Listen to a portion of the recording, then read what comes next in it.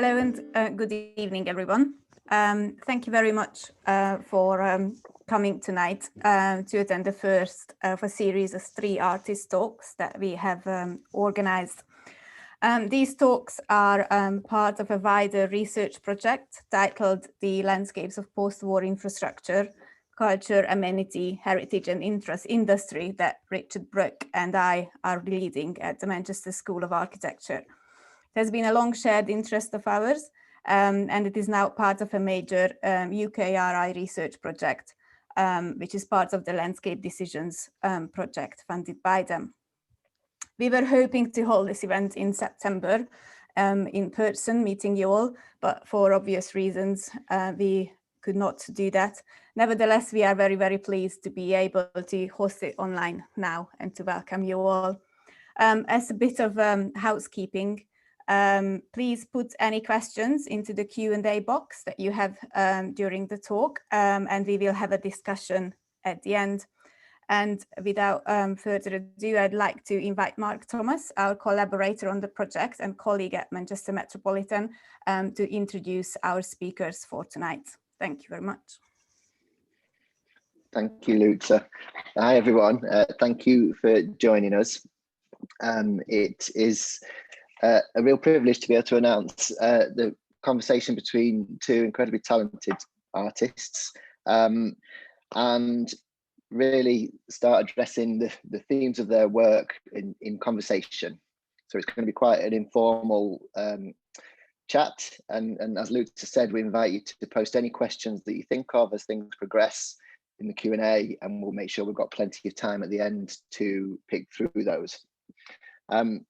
So the speakers tonight, we've got Brian Lewis and Martyn J Bull. Brian Lewis is the editor of Longbarrow Press, a Sheffield-based independent poetry publisher.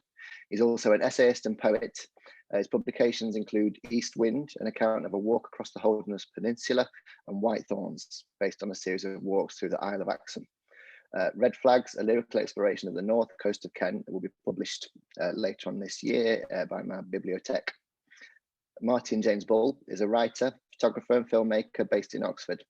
His work spans print, installation and digital, and explores the meeting point between science, technology, architecture, landscape and design. In 2017, he was one of 10 creatives forming the VR UK Beta Lab, funded by the Arts Council, testing the constraints of VR drawing and image creation through performance, film and art direction. In 2018, he held a digital artist residency at Gazelle Art House, London. And from 2013, his ongoing project, Landscape and Power, has been continuously exploring the changing dynamic of Didcot Power Station and the landscape of the Thames Valley in South Oxfordshire. So Martyn and Brian met each other recently to discuss their work together and look at shared aims, objectives around the idea of the landscape of post-war infrastructure. And one of the things that really came from that initial conversation was the fact that both of their key projects that they're going to talk to you tonight about began with maps. So we thought it'd be a good way to introduce both Brian and Martyn and frame their work really to kick things off with this conversation. So without further ado, I'd like to welcome Brian and Martyn, and I think Brian is going to kick us off with a little intro to his project, Isle of Axholme.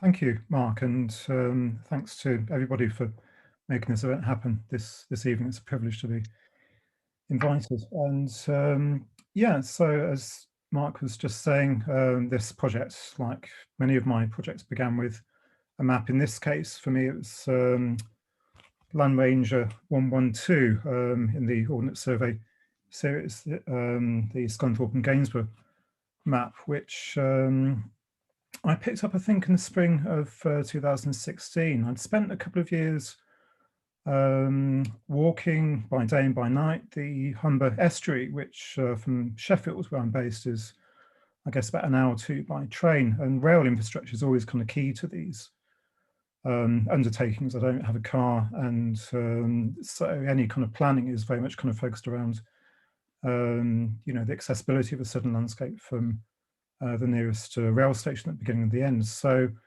I picked up the map, and if we go, I think, to the map that's just coming up on the screen, if we could have a look at that one, full screen, first image. They're coming up sometime. Yeah, there we are. So that was pretty much all I had to work with initially. All I knew of the Isle of Axholme was all I could glean from this map. And the reason why I chose this particular setting as a starting point is because Kroll station, which is just about, I don't know if you can see much detail, but it's kind of at the centre and towards the bottom of the map.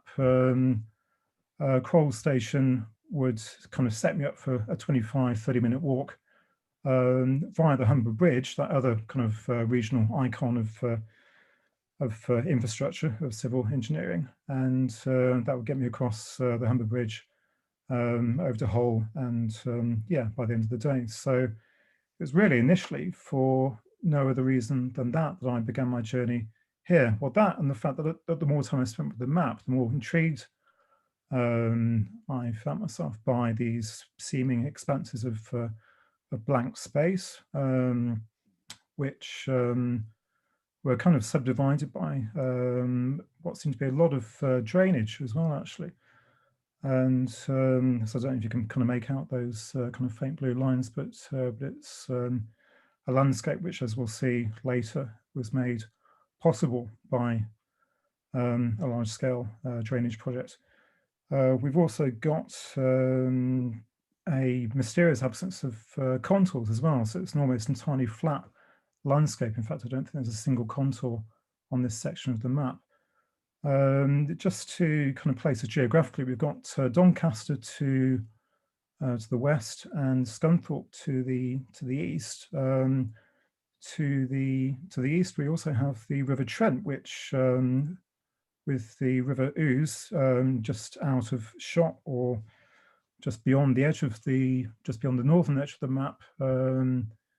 That, along with the Trent, forms the confluence of the Humber, which is to the northeast of this section of the map. So there's actually a lot going on the more you look at it. And I was also intrigued by the clusters of wind turbines, which you might be able to see in the lower half towards the right. That's probably the largest cluster. Also to the left, over to the west, and there's another cluster to the northwest as well. So that was pretty much what I was working with when I set out, and that, as I recall, was Good Friday, 2016. I arrived just after sunrise.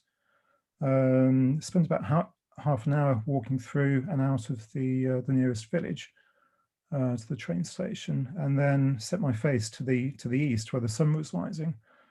And the sun was rising behind approximately 40 very large-scale wind turbines, each of which are about 100 feet high. So this really kind of dynamic vision, which was kind of which I accessed via this kind of narrow service track. By this point, it's almost entirely depopulated, this part of Axholme.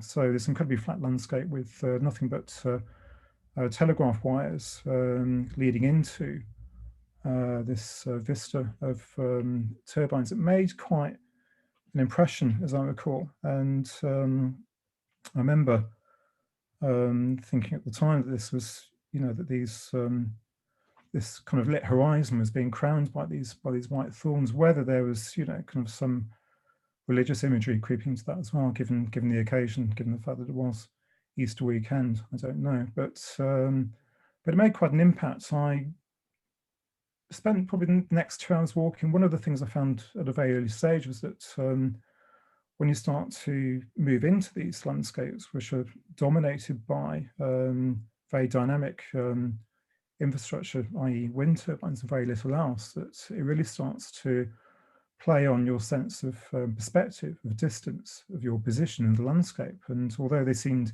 imminent at the time, it actually took me about 2 hours, I think, to actually move into the turbine field, and another hour to actually move out of it. So it's kind of very compressed in a way.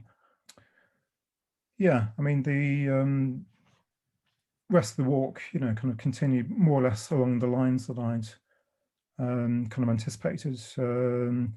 I eventually crossed the Humber Bridge just after dusk, I think, actually. But what kind of stuck with me, I guess, was that initial vision of the turbines. And so over a period of time with kind of fairly lengthy intervals, I kind of revisited the landscapes of Axholme, quite often taking a different route around the landscape.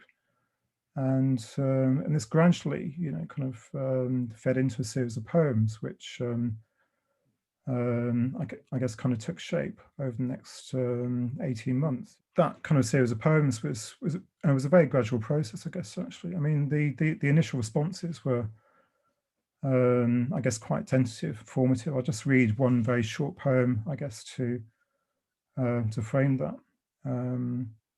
which kind of takes in, I guess, the shape of the landscape.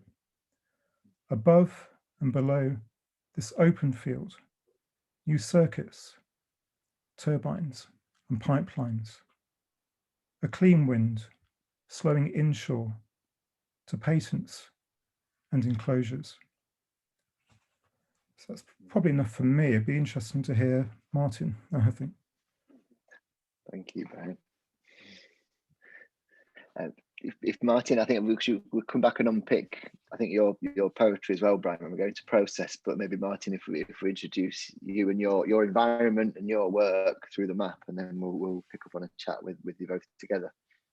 That'd be great. Yes, I think this is a wonderful initiative, putting together two different creatives working in two different parts of the country. I think before Brian and I met, we had no idea what each other was doing or how we were responding to the landscape, and it's been a fantastic sort of collaboration so far, just sort of interacting with each other and learning about the different parts of the country and what we found inspiring, and actually seeing the elements that are common in our reaction to those, and we've chosen different forms of expression, but they are kind of rooted in a sort of core kind of set of common kind of loves, I suppose, and inspirations.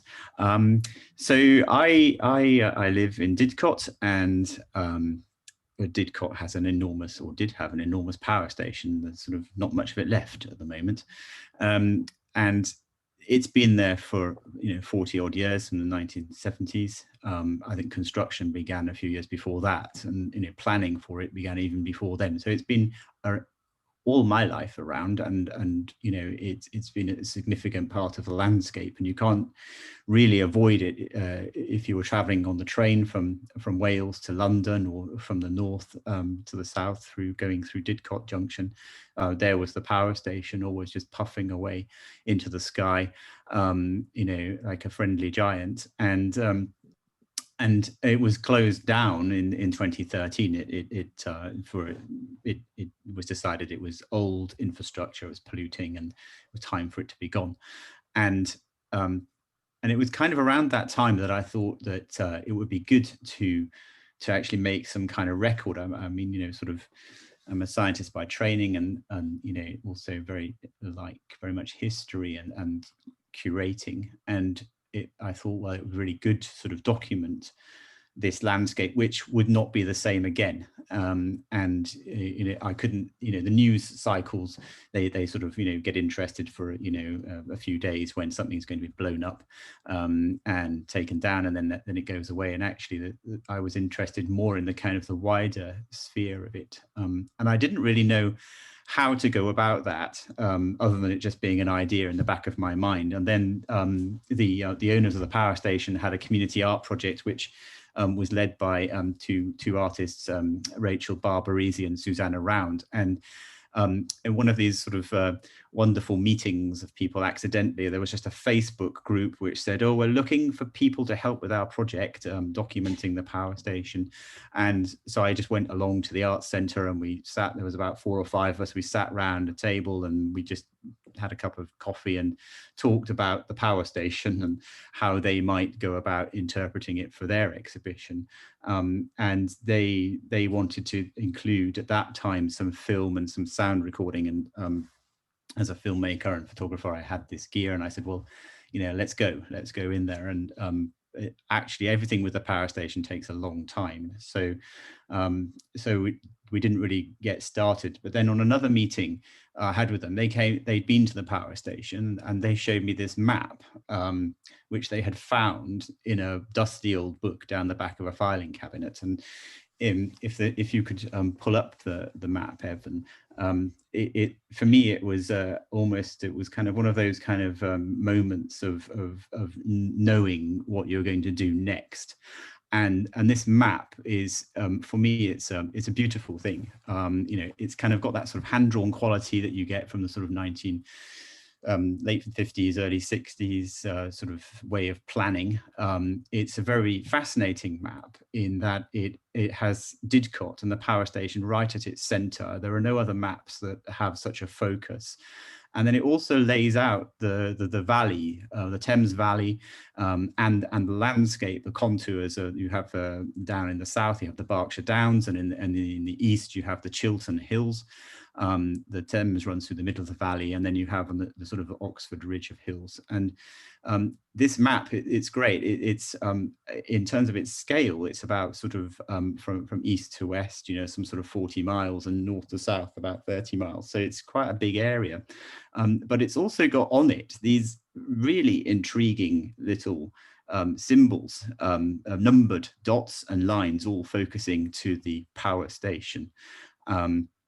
And it turned out that these were viewpoints that Frederick Gibbard, who was the landscape architect for this project, had chosen as a way of informing how he would lay out the power station in the Thames Valley, which is very flat across the valley, but then has incredible landforms around the south and the east, formed by the Berkshire Downs edge and the Chiltern Hills.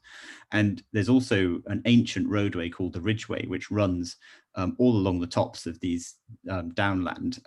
So you have these very different sort of landscapes, and Gibbard's job was to bring this enormous industrial monolith into the valley in a way that wouldn't annoy too many people, and also with the knowledge and foresight that was going to be there for a long time. And so I saw this map, and you start off some projects, you have no idea what you're going to do. I saw this map, I thought, oh, well, there's something I'm going to do. I'm going to go and find all those viewpoints. It was kind of, something that started off quite idly, a sort of something I would do perhaps on a Sunday afternoon, go and visit the viewpoints and see what the power station would look like from those viewpoints, or what Gibbard had been seeing when he was there, because that's how it started. And it turns out that this map is enormous. I mean, I driving around the Oxfordshire countryside on these tiny roads, it takes hours to get anywhere. And, this suddenly became a much more elaborate job than I had imagined. And some of the viewpoints I couldn't actually find for months, because the landscape has changed over the time since the map was drawn to now. The road structure and other infrastructure has altered what Gibbard saw in 1950. And so I started to use this as a way of sort of scratching into the history of the district, because it gave me a bigger sense of what he was having to deal with, and the sort of sensitivities. And it's allowed me to actually unpick this landscape in a way that I probably wouldn't have been able to do with any other map. It's remarkably sparse in what it draws in there. And I'm still, to this day, in awe of Frederick Gibbard, how he chose what to leave out and what to focus on. That's I think a real skill of him as an architect, and that's really informed all the photos I've taken. They've always had the power station as the focal point, as a sort of point of discovery, really, for me. But it has led to all sorts of other riches, which I think this is with you, Brian, the same, isn't it? When you started off with perhaps a simple idea, and then you end up journeying over these landscapes time and time again, trying to find different ways of interpreting it, or uncovering different facts or stories that inform how you choose to respond. That's really interesting. I think in terms of at what point you commit to it as well, at what point you realize this is a bigger project than maybe where you started. And I think that probably resonates with both of you, and perhaps can use that as a way to sort of unpick the process and how it takes shape and how it evolves, and maybe really what you learn from each other in terms of your process as well, and you know, different ways of approaching it in similar areas, really.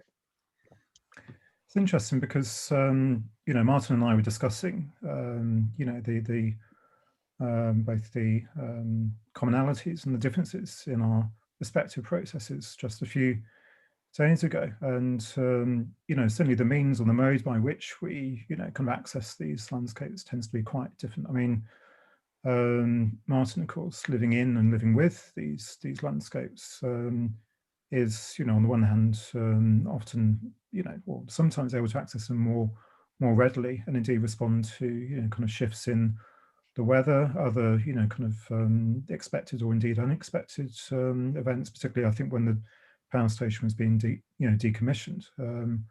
But on the other hand, he's having to kind of fit that in around other things, and sometimes the window of opportunity isn't as long as you know, one would like.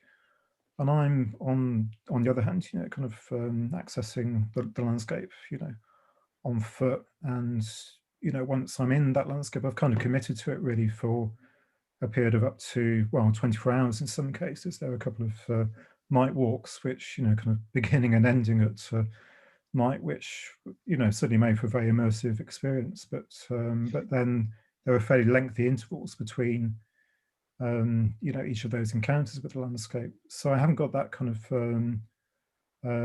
particular intimacy with a known landscape that Martyn might have. So it's interesting, but I think we're both, you know, kind of re-examining the landscapes from different viewpoints, different perspectives, trying to read it through, you know, kind of different source materials as well, archival materials, research materials, and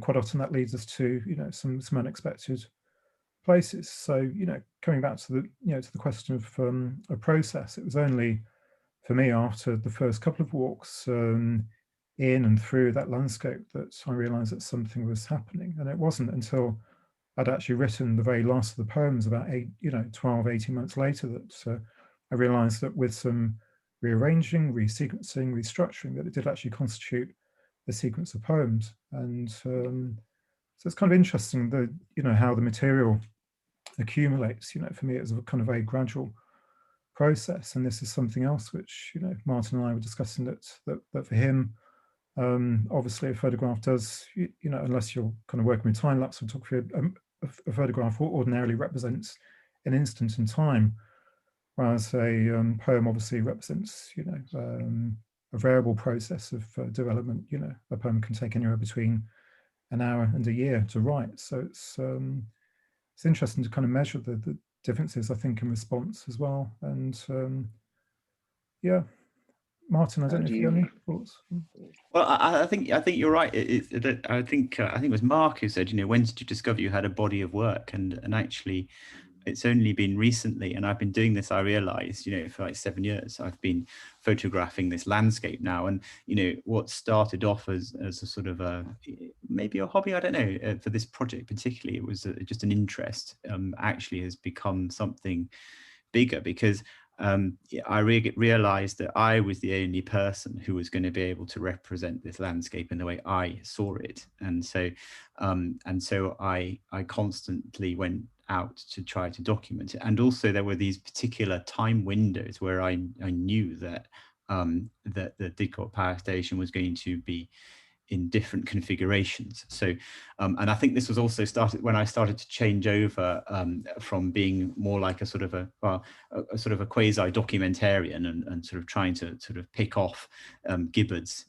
sort of, you know, viewpoints and see something else in the landscape and uncover different things in the landscape that I wouldn't have found without this focus on the infrastructure, because it sort of told a wider story. And this picture that's showing on screen now is it turns out that the map that was found in the power station is part of Gibbard's planning document, and there are these other pages, and he lists out the distances to each viewpoint, and they all also have cryptic names, like, you know, they tell you about the way the world was when he was doing this. You know, there are roads, they've got names from point to point that, you know, nowadays you wouldn't even go to those villages unless you really had to, whereas at the time they were the significant kind of destinations, and actually finding where he took the photos has been a real challenge in some cases, because I guessed he had driven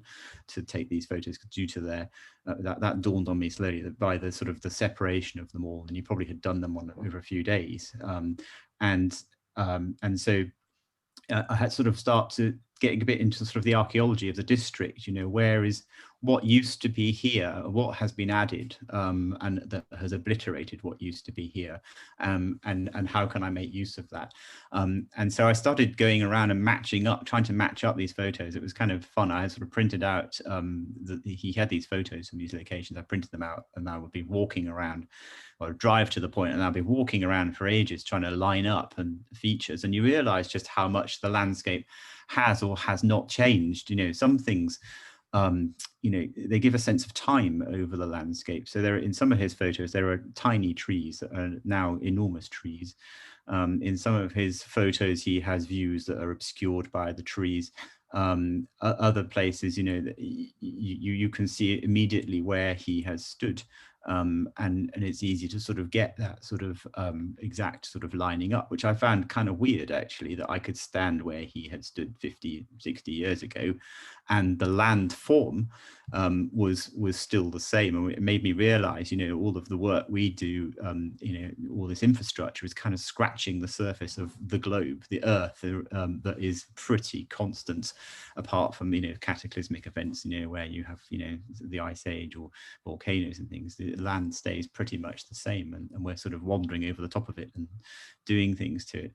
And so that process was kind of interesting, and I kept having to journey, as Brian said, I had these kind of restricted times when I could go and do things. You know, I just had my daughter was born, you know, just a year or two before. I had to look after her, and, you know, we used to fit things in around school and so on, work, other jobs that you have on your schedule.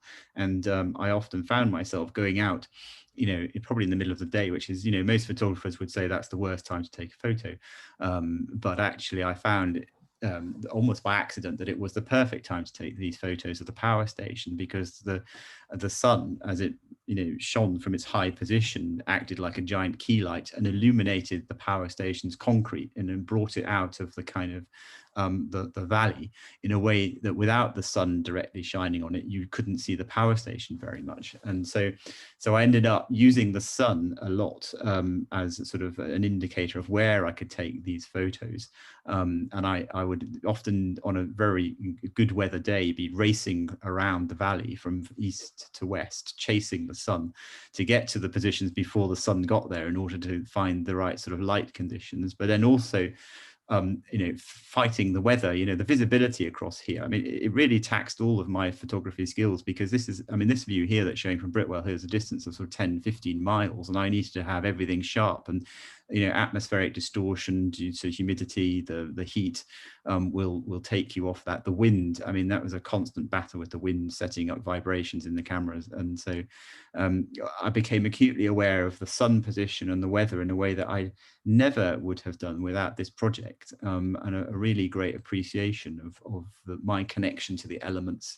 But I also discovered the sky as well, and I think that it showed me actually how open this landscape was. I used to go off to, we like going to Suffolk for holiday, I think, oh, that's where the skies are big, and then here in the Thames Valley the skies are big, and they actually a real complement to sort of the agriculture and the landscape. So and it was standing on Britwell Hill here, which is an absolutely phenomenal hill, with really great sort of rolling kind of belts of sort of earth and shape, and I sort of turned around, and there were these wild flowers growing, and at that point I thought, actually, I don't really care about gibbers so much anymore. I'm going to make my own work. I'm going to record the beauty of this environment and the place of this power station in it. And actually I found, in a way, it might sound sacrilegious to people who are, you know, really nature lovers, but I felt the valley benefited from the power station. It gave it something interesting to look at, and a focal point for the eye to sort of drift around and get your sense of scale and place and wonder. And it's gone now, but yeah, it's been interesting sort of doing it. But I hadn't realized this project I would still be doing it 7 years later. You know, now I'm just fascinated by the landforms in the valley, which I've discovered as a way of doing this project. So I keep on doing it. I think what's really interesting about both your projects really is that you're both revisiting the same place over and over again, and I think more elements and threads emerge through that, don't they? I think we mentioned it in conversation briefly yesterday, or the first time we met, where it's a different relationship, isn't it, as a process when you're on the same spot and you're going back there. More emerges as you go along, really. Yeah, and that kind of, yeah, I was going to say, I mean, you know, and you know, kind of picking up on the few things that Martyn was saying as well. Actually, there is this sense of there are certain things that, you know, kind of reminded me that this is, you know, still very much a subjective response, however layers that might be, you know, however many kind of journeys into the landscape that you make. I realized, you know, at a fairly early stage that what I was doing was setting up kind of multiple perspectives, you know, through the varying kind of viewpoints of the poems, as it were, and that also, as it's a kind of relatively unpeopled landscape, I was coming into contact with very little that would actually kind of challenge that in that way. So to kind of try and balance that subjectivity, as it were, I was, you know, kind of doing quite a lot of research into the kind of history of the area. Discovered at a very, very early stage that, and this is kind of an interesting kind of counterpoint, I think, to what Martyn was saying about, you know, the seeming permanence of some landscapes, or at least in some kind of landscape settings, not a great deal actually changes over time. Axum is kind of an exception to that, in as much as it's reclaimed marshland. It didn't really kind of exist in any meaningful sense as a landscape until about 4 centuries ago, when it was, you know, kind of drained in one of the largest civil engineering projects of its time, probably the first, you know, kind of large scale drainage project of its time, which was overseen by Cornelius Vermuyden, who was commissioned by Charles I in the 1620s to try and make this a cultivable landscape. So it was always kind of seen really as an opportunity for resource extraction, which then, as I discovered, kind of continued through the centuries. You know, it's notable also for peat extraction. There's a colliery which kind of functioned on and off for about 100 years. The colliery was effaced. There's virtually no trace of it now. What there is in its place is a solar park, a solar farm. So I'm kind of going back to, you know, the question of, you know, certain landscape features, certain infrastructural features only being there for a relatively brief period of time. And so I was keen to kind of represent that in my kind of response as well, while at the same time being very much aware that a single walk through a landscape can only convey so much of that landscape's kind of character, which, again, I think, you know, it's an interesting counterpoint to Martyn, who is actually having conversations with people who live in and around Didcot, with other artists and, you know, technicians, I guess, working at the station as well. So, yeah, it's kind of interesting how, you know, our discussion around these issues has evolved and, you know, revealed, I think, things in our respective practices that we weren't necessarily aware of before. I think something that's common between both of us is that by repeatedly walking across the landscape, driving across the landscape, taking the train, and then building things over time, you can then you then start sifting and combing through what you've made and making new things or new collections and seeing themes that are, you know, you didn't know you were interested in.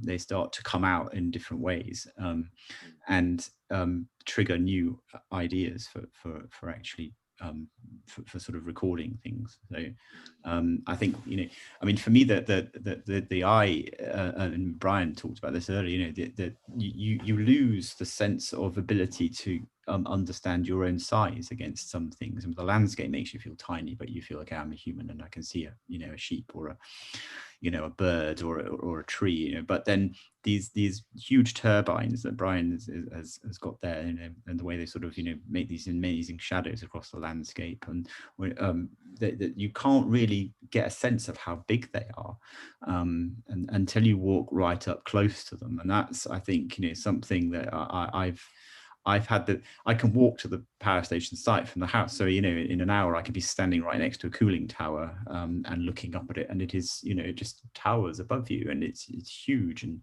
it's fabulous. And it's huge concretey mass, and it's got lovely textures. And, you know, it's kind of a great piece of engineering. You know, these infrastructures are incredible engineering activities, which, you know, are done collectively by people for a bigger purpose. And yet we see one piece of that bigger purpose, and it kind of gives us sort of a sense to sort of reflect on that bigger purpose and why it's there.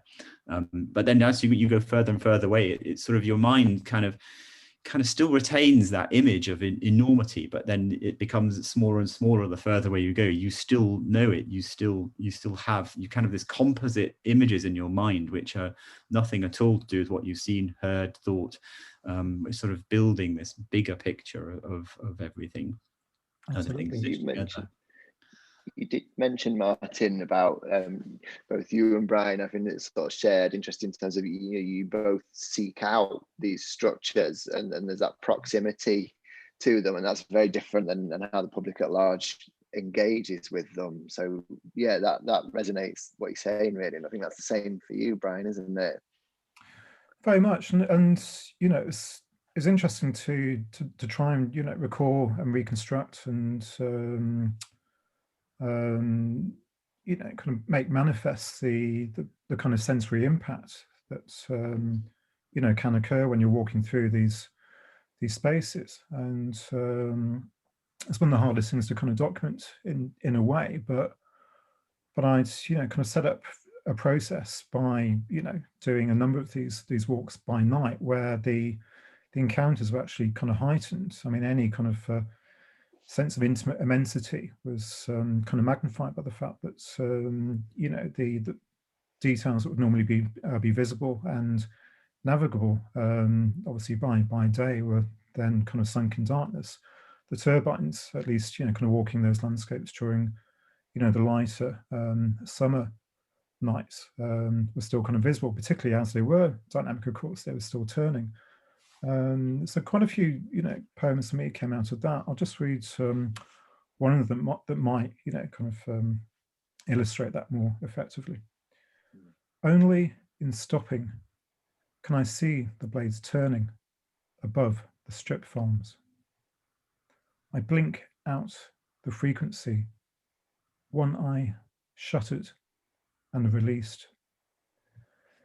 So it kind of feeds back into, or proceeds from, the rhythm of walking again as well, actually, that sometimes you actually have to put that on pause to read the landscape that you're you know, kind of moving through. I think Rebecca Solnit you know, kind of describes, well, I might be paraphrasing here, but she referred to walking as the mind moving at 3 miles an hour, which is something which, you know, I often kind of think of. It's very much the engine of my own response, I guess, when I'm kind of moving through these landscapes. But obviously there's a point at which you kind of take a step back and try and preserve some of those perspectives.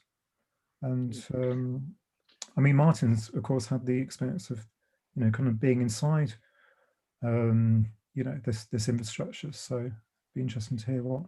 Well, I think that's interesting. I mean, what I like about your poems, Brian, is that the fact is you weave in the technical language that would normally be the realm of the engineers and the scientists, and you bring that into your poems in a way to try to connect this engineering side of things into the sort of the physical experience of those factors, you know, the frequency of the blades turning around. You know, I think that that's quite masterful about your poetry. Is you're is the way you use those words. And you don't use them just because they sound nice or they've got the right number of syllables. You use them because they have a weight and a meaning, and you use them very precisely, and bring that language into the more common realm, which I think is really good. But I was really fascinated because you showed me this photo of all of you leaning up against the wind turbine. I didn't know you could get that close. Now I want to go. But I think for me, getting to the origin, I mean, you know, this is one of the fascinating things with working on the original project with Rachel Barbarisi was, you know, she decided, you know, they wanted the sound of the power station, and we managed to get in because she had these connections to the sort of the people inside who worked for the power station.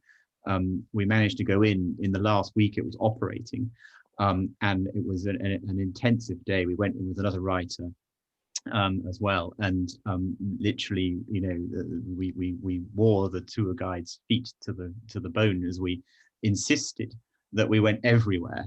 And we filmed, we recorded, we wrote, you know, in order to document this last week of power, and the last kind of gasps of this kind of big giants, you know, puffing. And what struck me so much about was the noise and the vibration and the kind of the physical movement. You know, I'm trying to keep the camera on the tripod stable on top of this building that was vibrating up and down as it you know, created, you know, raw energy out of coal into things that went out this tiniest of wire through the side of the building. I mean, it was quite astonishing, you know, sort of remarkable thing, you know, and I can, you know, that's what made my kettle boil, or the lights come on. It was quite something, and there's sort of, you know, this hum and all these tunes that came out. It was very musical. I was really surprised by that, and I was really amazed that I could get so close. And I realized that was a moment in time and place that only I was ever going to be able to document. And, you know, so literally, you know, that and I sort of, still the archivist in me wants to sort of, you know, park this somewhere so that it's available for everybody forevermore, because, you know, it's all gone now. It's literally flat. And so, you know, what I wanted to sort of connect that sort of engineering side of things with the kind of romantic, dreamy interpretation that comes from people who like to paint watercolors, and not that they paint brilliant and beautiful watercolors, but everyone is looking at it from a distance. And actually, the more sort of that being able to zoom with my feet right to the heart of where it was happening was quite an amazing thing. You know, to be able to do a really rare opportunity, and it's actually quite interesting. I when I was out photographing up on one of the hills, I met this guy who had a parachute thing. He was trying to fly somewhere, and I wanted to fly over the power station. And I found this chap a pilot who had a microlight aircraft, which we flew over right over the power station, and it allowed me to experience this site from an entirely different viewpoint. That you know, again, you know, point unique in time and place, but sort of, you know, for all the airmen and women in the valley, there's huge RAF bases. You know, the way that they experience the landscape is very, very different, and yet, you know, and the focal point of the power station was there as well. And it was really fascinating to sort of see how they saw it. But yeah, so getting up close is really important. But then I'd done that, and so then, you know, just actually then being further away and discovering new ways of seeing it, because, you know, Gibbard's viewpoints were quite restricting in a way, because for some reason he didn't like the west side of the valley, and he you know, he only went to places that he thought were of value in 1950, 1960, whenever he was doing his photos. And so actually, in the process of tracking them down, I discovered all these other wonderful viewpoints that I valued, that other people valued. You know, and there were certain places I returned to over time as a routine, just to see how things are changing, and particularly as it was being slowly dismantled. You know, it was kind of I wanted to sort of record this decay down to the last thing, and you know, that one of the last things left standing was the central chimney, and I actually, out of all the bits of the power station, I'm probably one of the very few people who thought the chimney was the most beautiful part. This enormous 600-foot high concrete structure standing erect in the valley, all on its own. It's not very wide at all. It was just remarkable to see it there, you know, weathering wind and rain for sort of 50, 60 years. And that was the last thing standing. And you could see it all the way around the valley. It was a sort of a single axis. And one of the last things I did was I drove. So I said, I'm going to drive to myself 3 miles from it. I'm going to circumnavigate the valley and record it from all directions, because this is something that Frederick Gibbard would never have ever seen. He would never have seen part of a power station on its own. And so it's funny, it sort of went from engineering to more sculptural qualities. And I think that's really key in planning things in the landscape, is the materiality of how it's done. You know, a lot of people worry about sort of environmental impacts and things like that, but actually when you look at the sort of the big power stations that were built and the wind turbine parks, you know, the materials are really key to make them sort of blend in or stand out depending on the choices, but certainly to sit well in their environment, because they're going to be there for a long time. Really like how you're in conversation with Gibbard there. You're documenting the tower for Gibbard in a way. I think that's really lovely. The other thing I wondered as well is there a sense of loss with it now that it's gone? Is there like an emotive, personal response?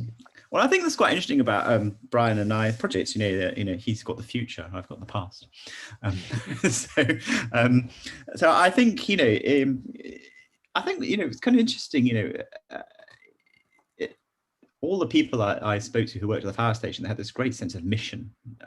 They were working for the UK. They were keeping the lights on. They were doing this national service for everybody. You know, it was their goal had to be to keep the electricity on. So that was really kind of a fascinating kind of perspective you get from them. And so it's loved quite a lot in the area and in the town. People are very proud of it, and when there's still a lot of people who think it shouldn't have been knocked down and it should still be there doing its job. But we know that, you know, over the time that the power station was built, the ability to sort of, you know, measure the atmosphere, and, you know, when you consider actually at the same time as the power stations were built from the 70s to now, over that 40-50 year period, we became incredibly great at atmospheric science, you know, with satellites and weather monitoring, and understanding that, you know, these things were causing problems elsewhere. The systems were connected in a way that we never imagined they were. They were not discrete. So this sort of hidden network and infrastructure of weather sort of started to play an impact, and that's what led to it being shut down. And so I was sad to lose kind of my big kind of, you know, sky pictures, you know, because they were these huge cinema screens. You know, you'd always see the weather playing on them, or the cloud shapes, or you know, flocks of birds as they flew by would leave all sorts of fun shadows and things. So you had this never-ending cinema going on there that was played by the weather and the environment. And if you stood at Didcot railway station and you were waiting for your train, it was nothing better to do than watch the smoke coming out the chimneys, and, you know, which way is it blowing, and, you know, what weather effect is it creating. And so I was kind of sad to see them go initially. I mean, and then now I think I look at it and I sort of see a power station shaped hole in the sky, but, you know, actually I'm kind of over it, you know. It's I feel I've done my bit. I've got my photos I can look at. I've had my experiences, you know, and you know, I'm looking forward to the, you know, I mean, you know, it's going to have a new life of doing, you know, there's going to be new things built on it. And, you know, as I was walking around it the other day, I thought to myself, oh, yeah, you know, here's a new project beginning. Because I think, you know, there are different ideas about what will go on the site, but actually for the future, you know, things like cloud computing and housing and sort of, you know, sort of very specialist high-tech industry, you know, the valley is full of, you know, the future energy. You know, there are solar farms, there's fusion energy just down the road, you know, so it's great actually in a way that it's kind of gone. And also there are two little power stations left. There's a gas-fired power station, which is nowhere near as elegant. And I also discovered a little tiny fast start power station on the site, which I wondered what the extra chimney was. And I only discovered the other day that it was a little tiny rapid demand power station on the site for when the national grid needs a bit more juice. So so there are two power stations there, but actually, you know, I think, you know, they're not as pretty for me. I think the concrete and the big scale of the concrete and the age and the textures are what makes it really really special for me. It's improved the view of a lot of the housing around, that's for sure. I bet it has. And you know, because they can now see views that they never had. And also, I mean, interesting, you know, in the clouds, they were so enormous, the clouds, so they still get made by the gas-fired power station. But I was talking to residents who live on the north side of the power station, and they would often complain that when there are big clouds coming out of the power station, they lose all the sunlight in their houses and gardens. So you know, they're glad to see the back of it. Well, I'm aware we should go to questions soon, so we've got time for some questions. But I guess lastly, the same to you, Brian. I mean, there's a similar theme in that there is a sort of temporal layering of activity that's been at that site, isn't there? So I guess what is the cultural value of that site, and how do we preserve that? Yeah, it's an interesting question, one which kind of occurred to me at a later stage in the project, because it's again, I suspect, you know, one reason why, you know, Axon was chosen for, you know, not one but several wind farms, including the largest onshore wind farm in England, is because they're relatively removed from any kind of major population centres. So the kind of considerations around visual impact, etc., are maybe less pressing. There's also a question of, you know, the lifespan of these sites as well, actually, unlike you know, larger, you know, kind of permanent feature like a concrete power station. They can be dismantled, you know, relatively easily, I guess, and their kind of projected working life is about 25 years. Now, what will actually happen at the end of that 25 years, whether, you know, kind of new similar structures will be kind of brought on stream, is, of course, an open question. But you know, the more I looked into it, again, the more I was aware of this, you know, legacy of older infrastructure, and much of the focus around the Isle of Axon has been on preserving the you know, kind of long since vanished or largely vanished light rail infrastructure. So there's a kind of conservation group that's sprung up in recent years, the Kroll Peatland Railway group, which I think has actually preserved some of the, you know, kind of surviving track bed, and so they've kind of recently set up a heritage centre. There seems to be a lot of interest in that.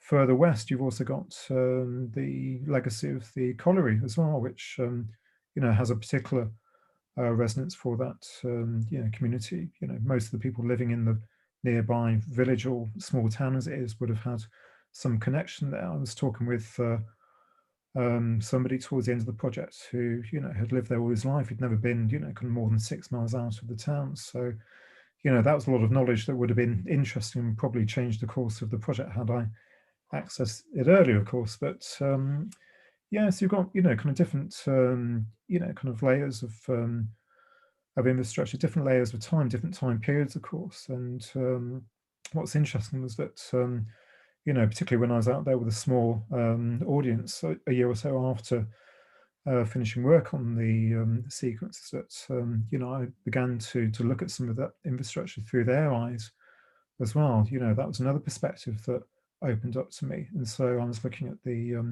lift bridges, the swing bridges on the canal, and, you know, that whole kind of continuum of infrastructure that's embodied there. So there's, you know, from a landscape that didn't seem to have a lot going on when I first looked at the map, there's more than I could have possibly anticipated, really. And so yeah, there's brilliant. I think we should open it up now before I think Lutz has been fielding the questions. So could we invite you back into the room, Lutz, and then we can get some of the questions that came through in the Q&A.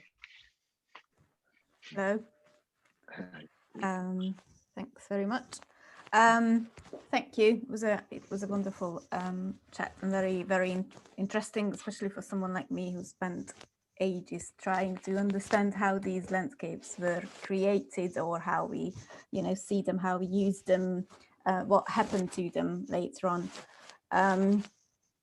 So there were quite a few questions for both of you, which I'm going to sometimes curate more questions into one, but we'll give some to both of you, some specifically.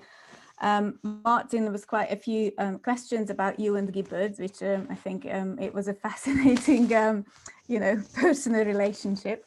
So one of the questions which I also had is, you see this map with his intention of these views, and when you look at the landscapes, did you get a sense of his intentions, why he put this power station where he put it, and how he organized the landscape around it? Yeah, absolutely. I think that was really really great, really obvious actually. When you look in the planning book, he plays around with all sorts of different geometries, and there are certain constraints he had to deal with. So he couldn't put it too far to the west, because that would interfere with something else that was already there at the time. He only had a certain amount of space to play with, because the industrial site that he was reusing had its own boundaries, and there were also sort of invisible boundaries. So there's a radar line from Abingdon Airfield that had to be kept clear. So you can see him sort of jiggling this sort of set of objects around, and he had the cooling towers, and he had the main building, and he had the chimney. Those are sort of the big objects he had to place, and he tried them in all sorts of different combinations, and he was in constant dialogue with people like Brenda Colvin and Sylvia Crowe about their experience designing the previous power stations up in the sort of Derbyshire area, and he also did listen very much to sort of the views of local people about what they thought were important views, and it's kind of interesting that I had to sort of work backwards. I had the map, and then I had to sort of figure out his logic for doing it, and then eventually I figured out why he'd done it, and then I was like, hats off to you, Mr. Gibbard. Good design, because he could have put them all in a row, putting them in two separate groups of three, with space. It could have been expanded to two groups of four in a diamond shape at each point.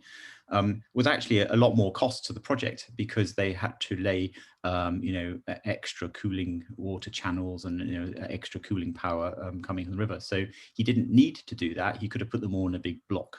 And I've often reflected on this. Would it have looked better with them all together or apart? And actually, in fact, spacing them apart worked really, really well. But also, he did play around also with the orientation of the main turbine hall, which is, often not noticed when you sort of look at the power station, but it is this enormous bulk of a building, black glass, covered in coal, and that he played with. And in some of the photos from the planning book, the building is oriented north-south, and in fact, it ended up being oriented east-west. And I think, again, he made the right decision there, because it sort of fits in with the contours of the land well. So I think, when I look at his book, and I look at what came out, it was perfect, really. I think, he at the time, there was this great big sort of concern with making the sort of the foreground of the power station look pretty, and so he built lots of earth bunds to screen the lower levels of the power station, and lots of tree planting groups at sort of different distances in the power station. And I was standing up on the hills thinking, you needn't have wasted your time, because actually, none of that really matters, because the bulk of the buildings is so large that actually all of this was sort of, fancy dressing around the bottom that never really made any difference to anyone. And in fact, slowly got taken away over the years because it was in the way, or, no longer doing its function. So I think he did that really, really well. And I think, it's interesting for infrastructure, how it sits in the landscape is really key. And I think it can be very utilitarian, or you can just take a little bit of extra time to just make it look, half decent, or even very elegant, so I think some of the contemporary sort of waste recycling incinerators that are built now are very sort of fancy building shapes. They look cool, and you think, well, actually this is an important integral part of society, so it shouldn't just be sort of built poorly. It needs to be people have to live with it, and it should be something that they're proud of and enjoy looking at, you know, even if it's doing something in society we don't really care about.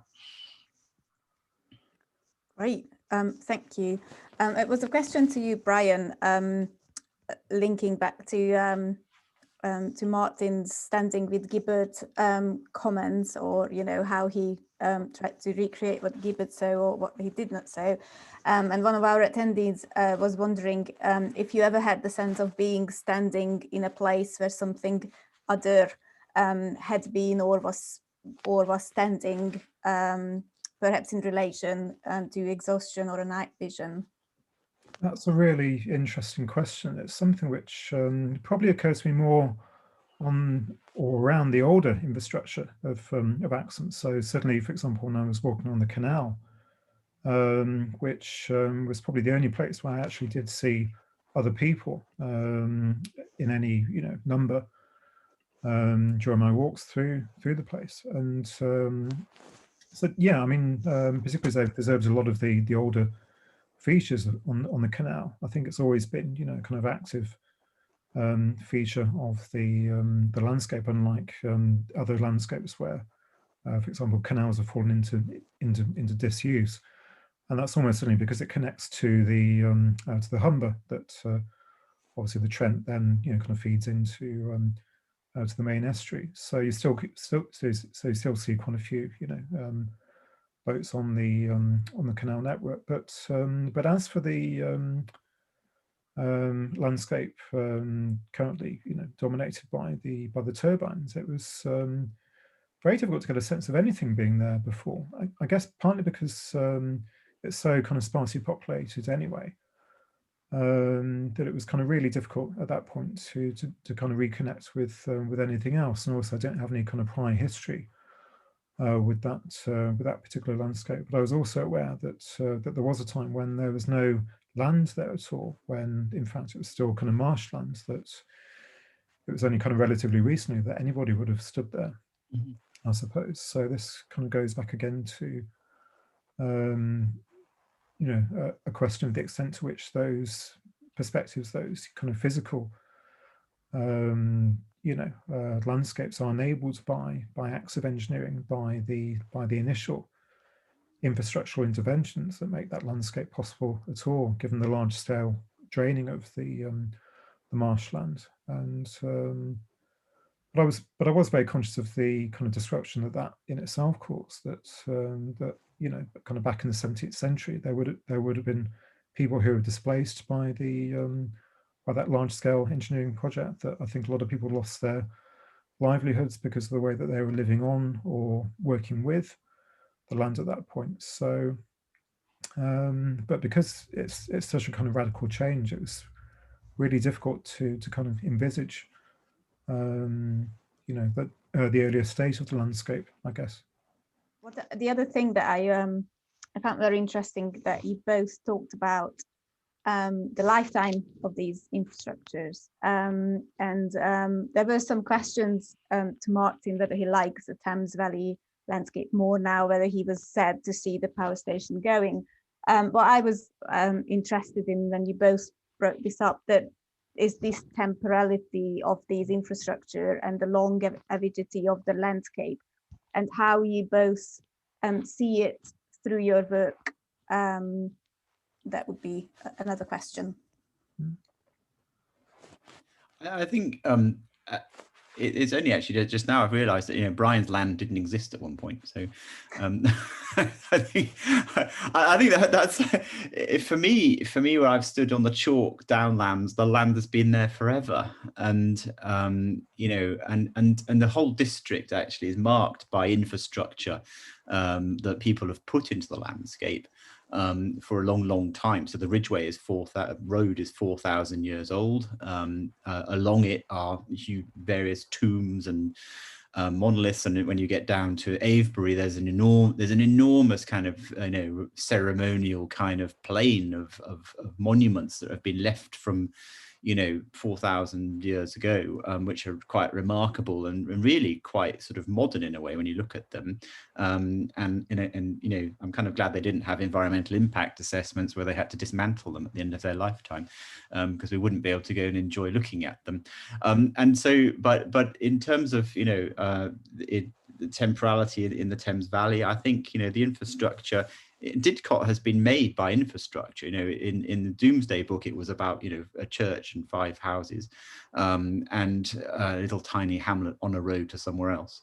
And, you know, then Brunel built the railway through the town, and that was the first burst of growth. And then the army came and they had their ordnance depot there in Didcot, and that was the site that was then reused for the power station. So the whole landscape has been, in Didcot particularly, has been built around these infrastructural interventions on a massive scale, and they've opened up the way that we can access the landscape and understand it. And they form these landmarks, you know, which help orient and give a sense of scale and perspective, that, I don't know, they add a value to the landscape. I think, you know, you can see the sort of the collective activity of us all, and, you know, and it's kind of interesting actually, in going around and trying to reach these viewpoints or find my own viewpoints, you start to discover, you know, I'm making my own marks on the land as well, and I'm joining, you know, I find these footpaths and byways, and I have these, you know, encounters with horse riders and mountainside bikers, you know, and parachutists, and, you know, you realize that we're all making our little marks, but actually, you know, it's there, been there for 4,000 years. You know, we've always been doing it, and it's kind of, things come and go. And I think that's also with this project, you know, sort of recording the time variation of things and the way the seasons change and the light change. It's given me a real sense of sort of, I don't know, awe and wonder, reflecting on my own place on Earth and what the Earth is, and trying to sort of, you know, catch it for the moment I'm around, and maybe leave some, you know, some things behind for other people to look at in the future. Yeah, absolutely. I mean, one of the things that struck me at quite an early stage with the Isle of Axum is that the focus has only relatively recently shifted from resource extraction, the you know, kind of centuries of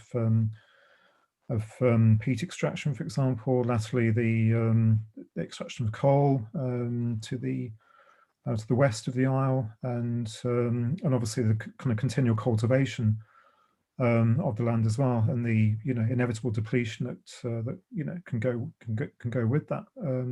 It's only relatively recently that the focus has actually shifted towards you know, renewable resources. The solar park that now stands where the colliery once stood. The obviously the several wind farms that dispersed throughout the Isle as well. Actually, there's you know, an RSPB reserve in the northwest corner as well, actually. So there's a kind of gradual shift to you know, arguably preserve the marks which are already there, but maybe, you know, kind of leave fewer shall we say, scarring traces. And you know, it's interesting with a wind farm, you know, you could easily envisage the you know, for all the infrastructure that's been laid down, the access roads, the you know, kind of graveling of the surface, but much of that could be kind of relatively easily, you know, removed at the end of that that life cycle, which obviously kind of begs the question of what would come next, which is an interesting question, I think. Maybe that's a good point to end on. What would come next? That's magic. I'm aware. Yeah, I'm aware we've run over a bit, but not too long at all. So yeah, I really want to say thank you both so much for coming and speaking, and also thank you, Lutzer, for arranging it all. And just a bit of a virtual round of applause, really, for both of you. So yeah, so thank you very much indeed. And I'm aware, I think the conversation has been recorded, so I don't know, Lutzer, if it's available for people who watched it or just for legacy purposes. Yes, but it will be available on one of the university YouTube channels, right, okay. which we are going to make available. in the meantime, if anyone would like to have any updates on the project, we've got a Twitter feed, which is Post War Infrastructure, that you can follow. And also, we would very much like to invite everyone for our second talk, which is going to be on Thursday. And it's going to feature Helen Engel with Kevin Crooks. And I'm going to compare the two of them. So I think it's the same place on the Modernist Society's website where you can book into that event. Brilliant, brilliant. Well, thank you so much, both of you. Thank you everyone for coming and joining us, and then we'll see you again on Thursday. All been well. All right, take care. Thanks. Thank you Bye. very much. Thank you.